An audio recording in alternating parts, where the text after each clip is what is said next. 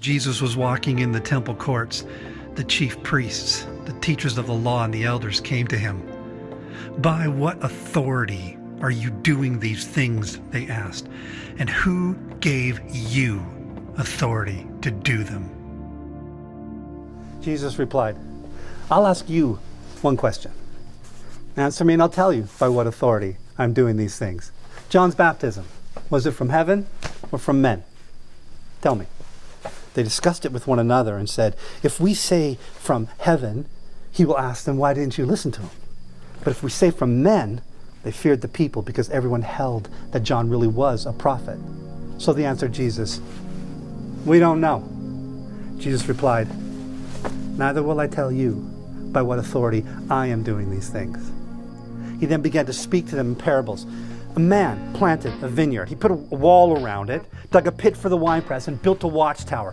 Then he rented the vineyard to some farmers and went away on a journey. At harvest time, he sent a servant to the tenants to collect for them some of the fruit of the vineyard. But they seized him and beat him and sent him away empty-handed.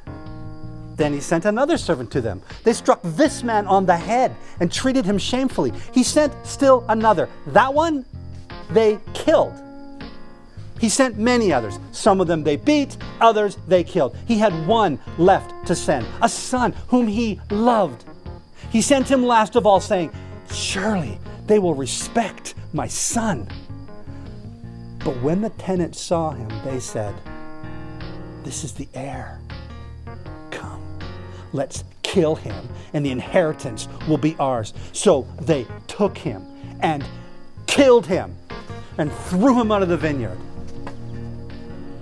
What then will the owner of the vineyard do? He will come and kill those tenants and give the vineyard to others. Haven't you read this scripture?